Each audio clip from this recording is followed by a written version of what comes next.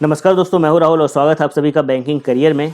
तो दोस्तों, जैसा कि आप लोगों को मालूम है, हमारी रीजनिंग की क्लास चल रही है जिसमें हम A to Z रीजनिंग की बैच चला रहे हैं, जो कि बैंक और इंश्योरेंस एग्जाम के लिए काफ़ी इंपॉर्टेंट है।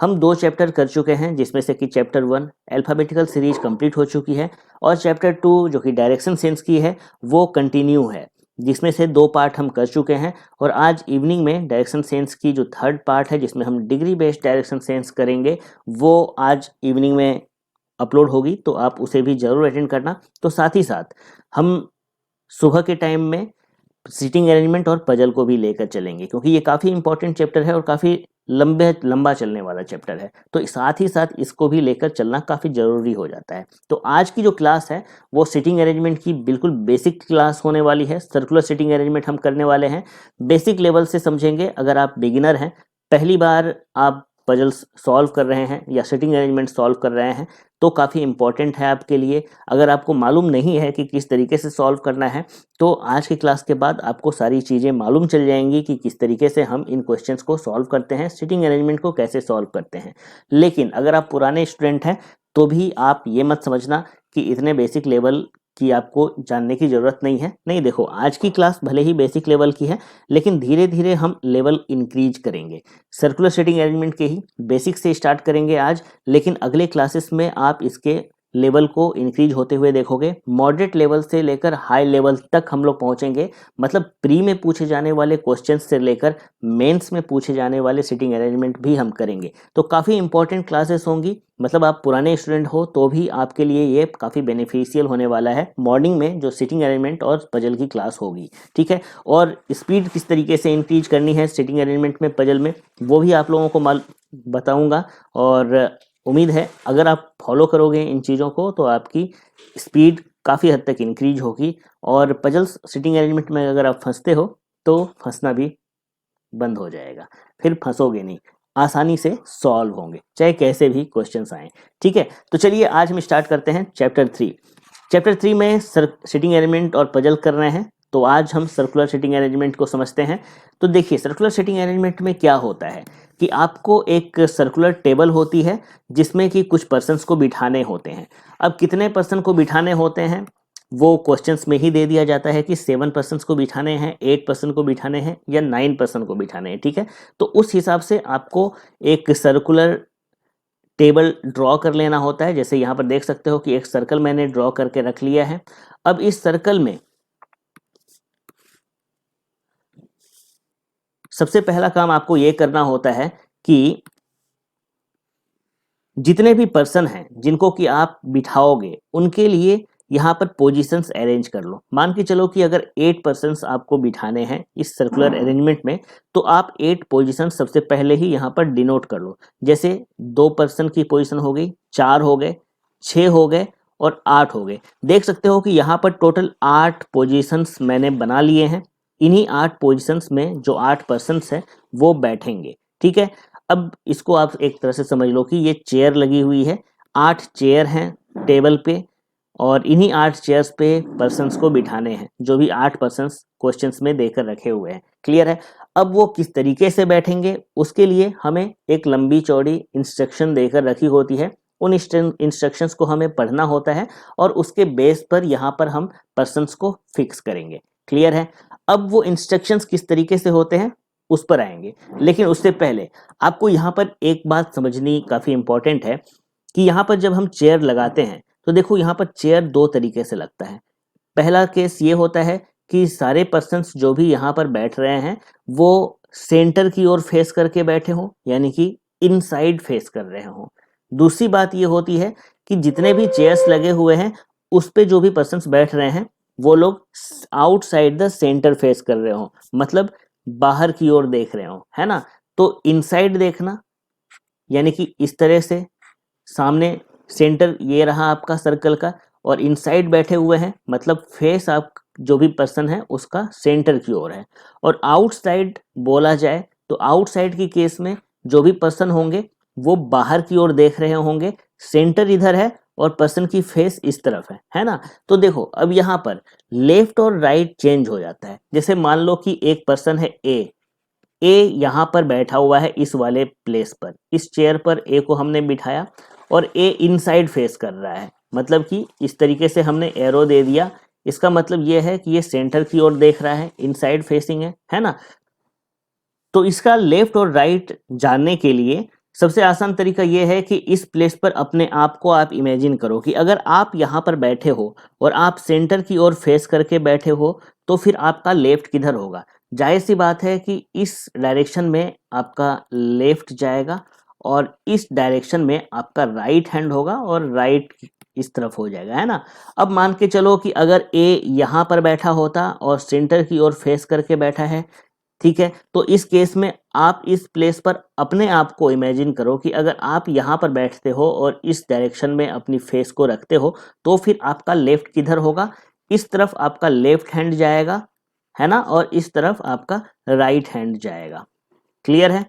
उसी तरीके से मान के चलो कि अगर इस प्लेस पर हमने ए को बिठाया तो सेंटर की ओर अगर वो फेस कर रहा है तो इसका इस तरफ राइट हैंड हो जाएगा, अपने आप को बस आपको बिठाकर इमेजिन करना है, और इस तरफ लेफ्ट हैंड हो जाएगा, है ना। चलिए, ये तो हो गई चीजें कि जब पर्सन इनसाइड की ओर बैठा हो तो फिर उसका लेफ्ट किधर होगा और राइट किधर होगा। उसी तरीके से जिस तरह से आपने यहाँ पर अपने आप को बिठाकर इमेजिन किया, बस बिल्कुल उसी तरीके से आउटसाइड फेसिंग की बात जब हो तो उस केस में भी आपको अपने आप को ही इमेजिन करना है। जैसे कि मान लो अगर एक पर्सन है ए जो कि इस प्लेस पर बैठा हुआ है और वो आउटसाइड सेंटर फेस कर रहा है ना, इस तरीके से अगर हमने बाहर की ओर एरो रखा है मतलब आउटसाइड सेंटर फेस करेगा, तो यहाँ पर आप इमेजिन करो कि अगर आप इस जगह पर बैठे हो और बाहर की ओर देख रहे हो, है ना, चेयर को उल्टा करके रखे हो, तो आपका लेफ्ट किधर आएगा, इस तरफ आपका लेफ्ट जाएगा और इस तरफ आपका राइट जाएगा। क्लियर है। उसी तरह से अगर ए इस जगह पर बैठा हुआ है और आउटसाइड फेस करके है तो इमेजिन करो आप अपने आप को बिठाकर, तो आपका लेफ्ट इधर जाएगा और आपका राइट इधर जाएगा। क्लियर है। उसी तरीके से यहां पर भी हम करके देख लेते हैं कि अगर ए को इस वाले प्लेस पर बिठाओगे, आउटसाइड फेस कर रहा है, तो फिर ए का लेफ्ट इधर हो जाएगा और ए का राइट इधर हो जाएगा। ठीक है, तो सबसे इंपॉर्टेंट चीज है कि लेफ्ट और राइट की कंसेप्ट को क्लियर होना कि लेफ्ट किधर आएगा और राइट किधर होगा जब पर्सन इनसाइड होंगे उस केस में, और जब पर्सन आउटसाइड फेस करेंगे उस केस में। अगर लेफ्ट और राइट की कंसेप्ट क्लियर हो जाती है तो फिर क्वेश्चंस सॉल्व करने में आपको ज़्यादा परेशानी नहीं आएगी, है ना। तो ये तो बेसिक हो गया कि लेफ्ट और राइट किस तरीके से हम बनाते हैं, चेक करते हैं और समझते हैं, है ना। चलिए, अब इंस्ट्रक्शंस पे आते हैं कि आपको सॉल्व करने के लिए कुछ इंस्ट्रक्शंस को देकर रखे होंगे, है ना। अब उन इंस्ट्रक्शंस के लिए क्या करना होता है कि हम इंस्ट्रक्शंस को पढ़ते हैं, अगर जो भी बातें डायरेक्ट बैठ रही होती हैं इस सर्कुलर टेबल में, उन चीज़ों को हम डायरेक्ट बिठाते हैं, है ना। और जो चीज़ें डायरेक्ट नहीं बैठ रही होती है उसे हम साइड में नोट करते हैं। कहने का मतलब ये है कि अगर इतनी लंबी चौड़ी यहाँ पर इंस्ट्रक्शन देकर रखी हुई है तो उस पूरे पूरे इंस्ट्रक्शंस को हम सिर्फ और सिर्फ एक ही बार पढ़ेंगे, सेकेंड टाइम नहीं पढ़ेंगे। क्यों नहीं पढ़ेंगे? क्योंकि फर्स्ट टाइम पढ़ते टाइम ही हम चीज़ों को या तो बिठा देंगे फिक्स करके या फिर साइड में नोट कर लेंगे अपने लैंग्वेज में, अपने हिसाब से, है ना। अपने हिसाब से नोट करना काफ़ी इंपॉर्टेंट है। उससे ये होगा कि वापस से आपको पूरे के पूरे पैसेज पर नहीं आना पड़ेगा, है ना। चलिए, अब देखते हैं कि इंस्ट्रक्शन को नोट हम किस तरह से करते हैं।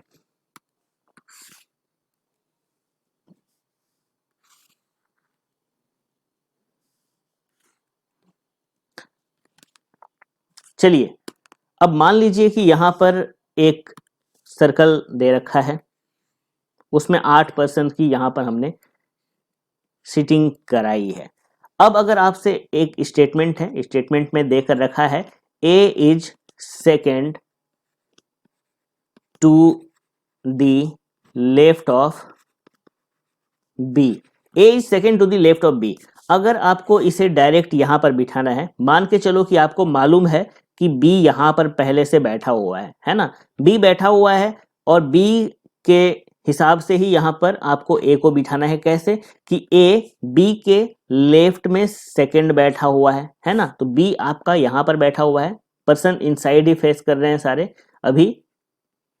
अभी हम लोग सिर्फ इनसाइड फेसिंग के क्वेश्चन ही करेंगे, ठीक है, आउटसाइड वाले इसके बाद करेंगे। तो बी का लेफ्ट इधर जाएगा, है ना, इनसाइड फेस कर रहा है, तो इसके लेफ्ट में एक छोड़कर ये जो सेकंड प्लेस है यहाँ पर ए आ जाएगा। ठीक, चलिए ये चीज हो गई। अब अगर बोला जाता है कि C is third to the left of A, C is third to the left of A, ठीक, तो ए आपका यहां पर बैठा हुआ है, इसका लेफ्ट इधर जाएगा इनसाइड फेस होने के कारण, तो इसके लेफ्ट में एक दो तीसरा प्लेस जो है वहां पर सी आ जाएगा। अब मान के चलो बोला जाता है कि D is second to the right of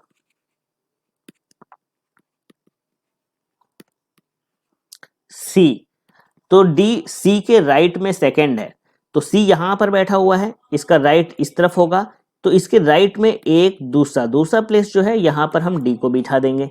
clear हुआ। अब मानकर चलो इस तरीके से स्टेटमेंट होती है कि ओ इज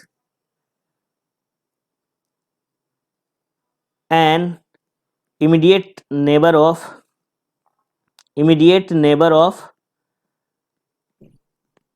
बी, ठीक है। अब देखो यहां पर O is an immediate neighbour of B, ये स्टेटमेंट है, कहने का मतलब ये है कि ओ बी का पड़ोसी है। तो इस केस में क्या होगा कि ओ बी का पड़ोसी है, बी यहां पर है, तो बी के लेफ्ट में भी ओ आ सकता है, बी के राइट में भी ओ आ सकता है, तो दोनों ही केस बन रहे हैं, है ना, हम फिक्स नहीं कर पाएंगे। लेकिन एक चीज तो कंफर्म है ना कि या तो लेफ्ट वाले इमीडिएट प्लेस पर आएगा या तो राइट वाले इमीडिएट प्लेस पर आएगा, इन्हीं दोनों में से कहीं आएगा। हाँ, अगर यहाँ पर यह बात बोल दी गई होती कि O is sitting immediate left of B, यहाँ पर लेफ्ट ऑफ बी क्लियर करके लिखा होता इमीडिएट लेफ्ट ऑफ बी, तो हम बी के इमीडिएट लेफ्ट में इस पोजीशन पर ओ को कंफर्म कर देते। ठीक है, तो ये चीजें तो हो गई कि जब हम डायरेक्ट यहाँ पर सर्कल में इन चीजों को, इन स्टेटमेंट्स को बिठा पा रहे हैं तो क्या करना है, कैसे बिठाना है।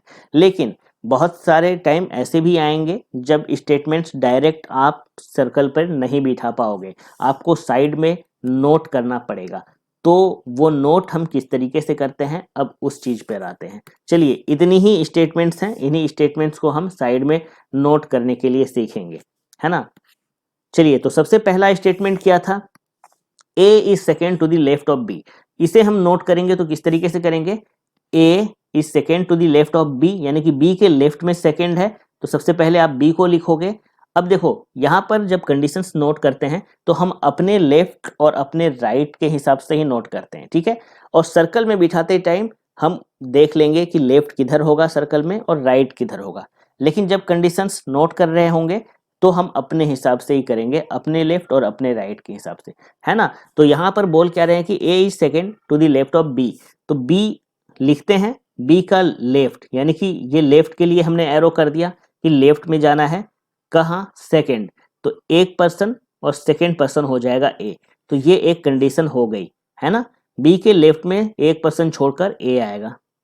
अब देखो यहां पर इस कंडीशन की बात करते हैं, C is third to the left of A, A के लेफ्ट में थर्ड बैठेगा सी, एक दो तीसरे नंबर पर सी, है ना। मतलब क्या कि ए के लेफ्ट में दो पर्सन छोड़कर सी को बिठाना है। अब इस कंडीशन को अगर हम नोट करेंगे तो किस तरीके से, D is second to the right of C, तो D is second to the right of C, यानी कि सी के राइट में, तो राइट के लिए इस तरीके का एरो, हमारा राइट इधर है ना, सी के राइट में एक पर्सन छोड़ के जो सेकंड होगा वो डी हो जाएगा। ये कंडीशन इस तरीके से नोट होगी। O is an immediate neighbour of B, अच्छा देखो इमीडिएट नेबर के लिए हम ये वाला साइन यूज करेंगे, ठीक है, इस साइन का मतलब होगा इमीडिएट नेबर। तो O is an immediate neighbour of B, तो ओ बी का इमीडिएट नेबर है। अब देखो यहाँ पर लेफ्ट या राइट तो मालूम नहीं था, इसलिए हम लोग एरो ऊपर में नहीं देंगे कि लेफ्ट में है या राइट में है, वो चीज मालूम ही नहीं है ना। तो इसी तरीके से कंडीशन को रखेंगे कि नोट करते वक्त भी हम ध्यान में रखेंगे कि बी और ओ इमीडिएट में तो आएंगे नेबर में, लेकिन लेफ्ट या राइट नहीं मालूम है ना। लेकिन अगर मालूम होता कि बी के इमीडिएट लेफ्ट में ओ है तो हम किस तरीके से करेंगे, कि बी के इमीडिएट लेफ्ट में ओ, तो बी के लेफ्ट में इमीडिएट होगा ओ, ठीक है। तो इस तरीके से कंडीशंस हम नोट डाउन करते हैं। तो बस इतनी ही चीजें हैं जो कि आपको समझनी थी। तो अब ज़्यादा बेटर अंडरस्टैंडिंग होगी जब हम क्वेश्चन सॉल्व करेंगे, ठीक है। तो चलिए पहले क्वेश्चन की ओर बढ़ते हैं। पहला क्वेश्चन हम सॉल्व करेंगे, आसान सा ही है, आज बेसिक लेवल के ही क्वेश्चन हम करने वाले हैं। चलिए, तो यहाँ पर बोल क्या रहे हैं, 8 फ्रेंड्स हैं, ठीक है, 8 फ्रेंड्स, सभी के नाम दे रखे हैं, sitting around a circular table facing the centre. तो एक सर्कुलर टेबल के चारों ओर बैठे हैं ये 8 पर्सन। तो हम यहाँ पर सबसे पहले तो एक सर्कल ड्रॉ करते हैं, उस पे 8 लोगों की पोजीशंस कर देते हैं फटाफट से यहाँ पर। अब सारे के सारे पर्सन सेंटर की ओर ही फेस कर रहे हैं, मतलब दिक्कत नहीं है। अच्छा देखो, यहाँ पर चेंज भी आता है, आगे चलकर आप देखोगे कि जैसे इस एक टेबल पे जितने पर्सन बैठ रहे हैं वो सारे सेंटर की ओर फेस करके बैठ रहे हैं। एक टेबल ऐसा आएगा जिसमें जितने भी पर्सन बैठेंगे वो सारे के सारे आउटसाइड फेस करके बैठेंगे, लेकिन मिक्स करके भी आते हैं। मतलब एक ही टेबल पे कुछ पर्सन्स ऐसे होंगे जो कि सेंटर की ओर बैठेंगे और कुछ पर्सन ऐसे होंगे जो कि आउटसाइड सेंटर फेस करके बैठेंगे। तो दोनों ही चीजें एक ही सर्कुलर टेबल पे अरेंज होंगी, और वो भी कैसे करने हैं वो भी हम सीखेंगे, उस टाइप के क्वेश्चंस भी हम लोग करेंगे।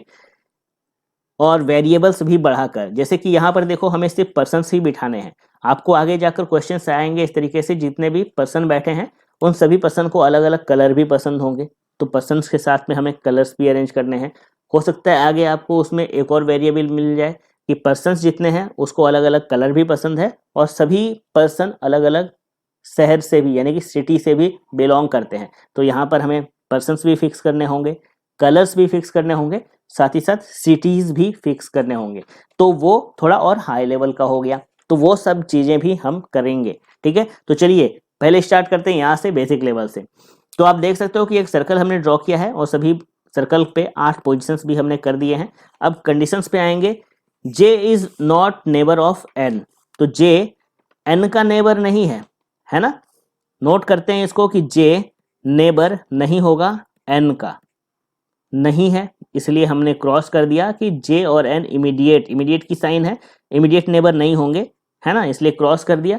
अगले कंडीशन में देखो, L is third to the right of K, L के राइट में थर्ड है, ठीक है। तो इस पूरे सर्कल में हम कहीं भी के को बिठा सकते हैं, मान के चलो यहाँ पर अगर हमने के को बिठाया, पहला पर्सन है इसलिए कहीं भी बिठा सकते हैं, ठीक है। चलिए अगर के को हमने यहाँ पर बिठाया है तो के राइट में थर्ड एल होगा, तो के का राइट किधर होगा, इनसाइड फेस कर रहा है ये, 1 2 तीसरा एल यहाँ पर बैठ जाएगा, है ना। आगे बोला गया है Q is second to the left of N, तो क्यू एन के लेफ्ट में सेकेंड है। Who is next to the right of L, अच्छा देखो हु के ठीक पहले जो पर्सन होता है उसकी बात की जाती है ना।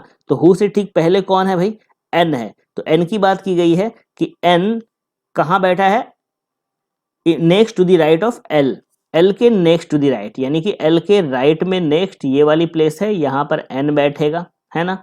और एन के साथ क्यू के बारे में क्या बोला गया था, Q is second to the left of N, Q N के लेफ्ट में सेकेंड होगा। तो देखो ये इनसाइड फेस कर रहा है, इसका लेफ्ट इस तरफ जाएगा, है ना। तो एन के लेफ्ट में सेकेंड, यहाँ पर क्यू की प्लेसमेंट बनेगी। आगे बोला गया है O is not the neighbour of N और के, ओ एन और के का नेबर नहीं है, तो एन के नेबर में ये वाली प्लेस है, यहाँ पर ओ नहीं आ सकता है। के नेबर में भी नहीं आना है, तो के नेबर में ये वाली प्लेस है, यहाँ भी नहीं आएगा, यहाँ भी नहीं आएगा, 2 प्लेसेस हैं के नेबर में खाली, तो इन दोनों जगहों पर भी नहीं आएगा। तो देखो बस एक यही जगह बची है जहां पर कि ओ आ सकता है, तो यहीं पर ओ आएगा, ये फिक्स हो गया। आगे बोला गया है and is to the immediate left of P, तो देखो एंड किसके लिए है, यहाँ पर ओ के लिए है। ओ एन और के का नेबर तो नहीं है, लेकिन ये पी के इमीडिएट लेफ्ट में है, तो ओ आपका पी के इमीडिएट लेफ्ट में है, मतलब पी यहाँ पर आएगा, इनसाइड फेस कर रहा है, तो इसके इमीडिएट लेफ्ट में ओ की ये प्लेस बन रही है ना। सारी चीजें बैठ गई हैं, सारे कंडीशंस हमारे नोट हो गए हैं, है ना, कंप्लीट हो चुके हैं। और यहाँ पर देखो साइड में हमने एक कंडीशन नोट करके रखा हुआ था, क्या कि जे और एन इमीडिएट नेबर में नहीं बैठने हैं, और जे को हमने अभी तक बिठाया भी नहीं है, तो 2 प्लेसेस खाली हैं, एक ये वाली और एक ये वाली, और एन के बगल में जे को नहीं बिठाना है, तो एन के बगल में इस प्लेस पर हम जे को नहीं बिठा सकेंगे, तो बस यही एक जगह बची है जे के लिए। अब देखो सारे 7 पर्सन तो नोट हो गए हैं, एक पर्सन नोट नहीं किया है हमने, तो जो भी पर्सन यहाँ पर बचा हुआ होगा वो यहाँ पर आकर बैठ जाएगा। तो हमने m को अभी तक नोट नहीं किया है, मतलब साफ है कि इस प्लेस पर m बैठेगा, है ना। तो अब ये अरेंजमेंट हमारी कंप्लीट हो चुकी है, ये पजल हमारा सॉल्व हो चुका है। उम्मीद करता हूं आपको अच्छे से समझ में आ गया होगा। एक और करते हैं। नेक्स्ट देखो यहाँ पर ये क्वेश्चन भी करते हैं, काफी अच्छी है।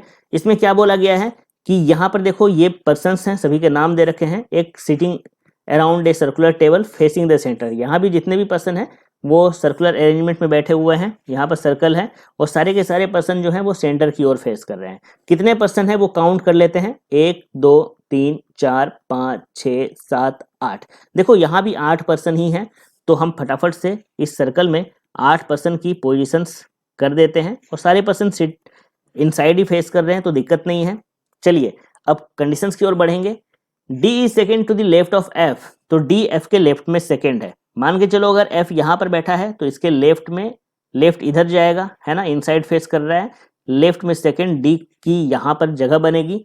आगे बोला गया है and third to the right of H, तो एंड से किसके लिए बोला जाता है, जो पहला पर्सन होता है ना, जो फर्स्ट पर्सन होता है उसके लिए एंड होता है, और हु से ठीक पहले जो पर्सन होता है उसकी बात हो रही होती है ना।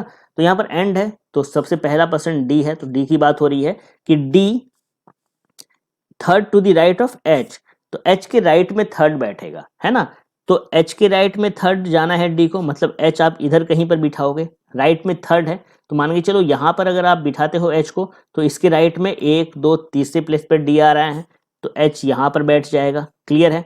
आगे बोला गया है A is second to the right of F and N immediate neighbour of H, तो ए कहाँ बैठा है, एफ के राइट में second, second to the right of F, तो एफ के राइट में सेकेंड यहाँ पर बैठ जाएगा, और इमीडिएट नेबर ऑफ एच, तो भाई एच के इमीडिएट नेबर में भी ए हमारा आ रहा है, मतलब ये फॉलो कर गया।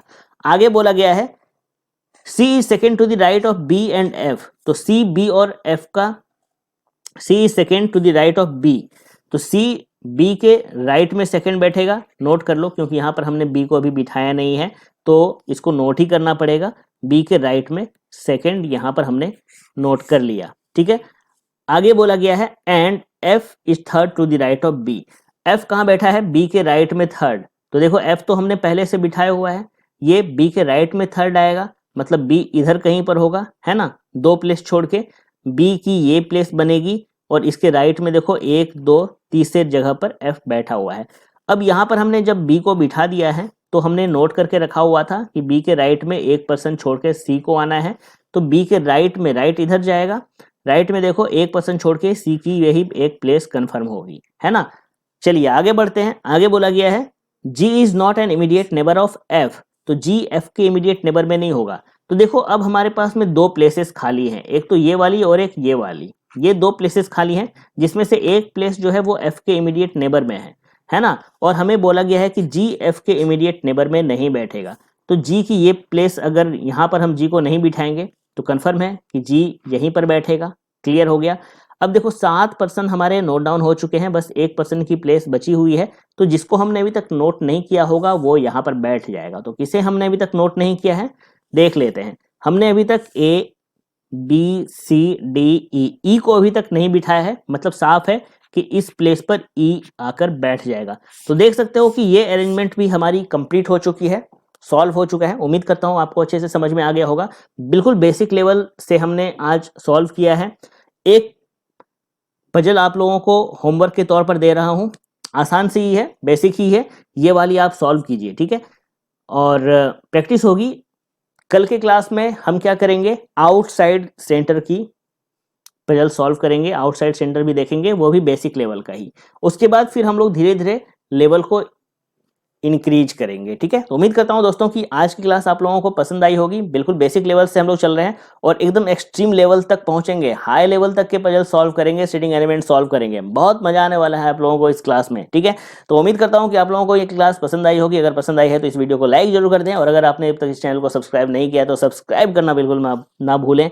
और आज इवनिंग में डिग्री बेस्ड डायरेक्शन सेंस की क्लास भी हमारी होने वाली है, काफी इंपॉर्टेंट क्लास होगी। आप लोगों को मालूम ही है कि अक्सर प्री के एग्जाम में भी, साथ ही साथ मेंस के एग्जाम में भी डिग्री बेस्ड डायरेक्शन सेंस के क्वेश्चंस पूछ लिए जाते हैं, और सेटिंग अरेंजमेंट में भी डिग्री, सर्कुलर सेटिंग अरेंजमेंट में खासतौर पर डिग्री के क्वेश्चंस आते हैं, डिग्री के कंसेप्ट आते हैं। तो आज की क्लास में हम लोग डिग्री के पूरे कंसेप्ट को समझने वाले हैं। तो काफ़ी इंपॉर्टेंट क्लास होगी आज। इवनिंग की क्लास भी आप जरूर देखना, मिस मत करना। तो मिलता हूँ आपसे आज इवनिंग की क्लास में, तब तक के लिए धन्यवाद।